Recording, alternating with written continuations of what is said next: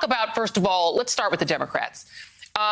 Joe Manchin, who we sort of labeled the prime minister here, because he does seem to believe he's in charge of the United States Senate, he says he's got about half a dozen people with him on not being happy with the bill. Have you had a direct conversation with him? And do you believe that right now you could get the votes if this went through on reconciliation? Well, there are 100 senators with 100 views about exactly how they think it should be done. But broadly, I'm seeing a lot of energy and excitement for the bill. I'll be catching up with Senator Manchin soon.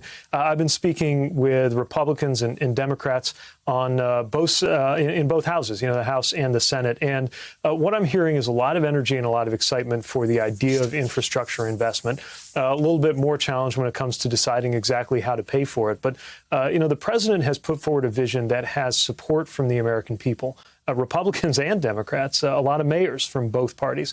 And so, of course, we're going to dig into the details, talk with senators and House members and see if they have other ideas or refinements. But let's be clear, this is a vision that does what it takes to create millions of jobs, to put America back in first place instead of 13th place, which is where we are right now. And one other thing I want to mention, that Georgetown study that you mentioned has something else really important and interesting in it. The majority of the jobs that they estimated would be created don't require a college degree. At a time when we're really worried about blue-collar jobs in places like where I come from in the Midwest, the fact that we're going to create so many jobs, many of which, again, don't require a college degree, I think is incredibly important. It's interesting that you say that because, right, you're a former mayor, and so potholes are politics, right? People want to see their roads fixed. They want to see the potholes dug in. They want the trains to run on time. Like, that's actually kind of politics 101. Even Steve Bannon, when he wasn't doing warmed over white nationalism, was telling Trump, do infrastructure. It's something Republicans and Democrats both like because you can see your tax money you can see it, right? It's actually tax money you can see working. When you're talking to people who are against this, what is their objection? Because I can't think of anyone who doesn't want roads and bridges and things in their district or in their state. Yeah,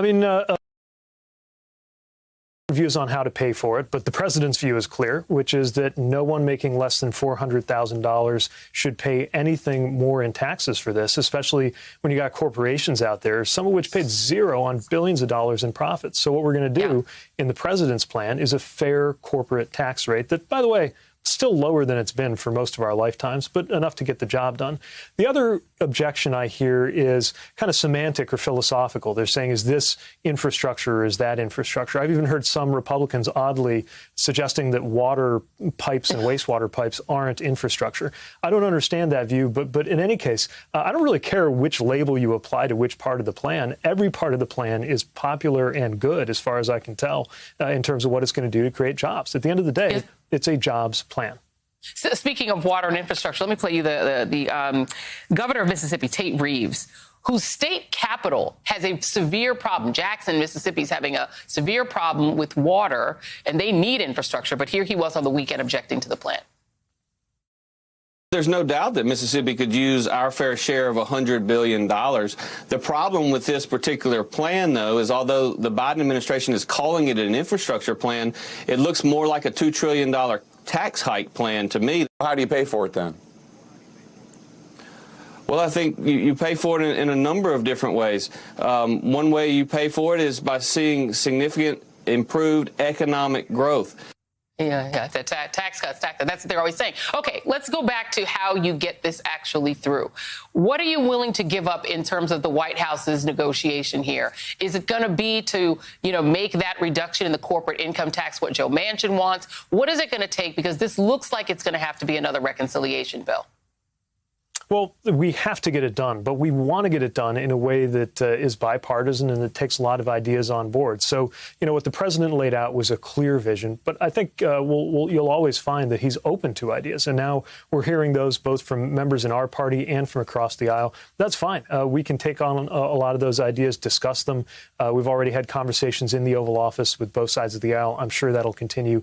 Bottom line, we've got to get something done, and the president is hoping to see major action from Congress, major progress before Memorial Day. I'd love to be celebrating in the summer that we actually got this done and beginning to work. Hey, thanks for watching our YouTube channel. You should know that you can follow today's top stories and breaking news and catch up on your favorite MSNBC shows all in one place. Download the NBC News app today.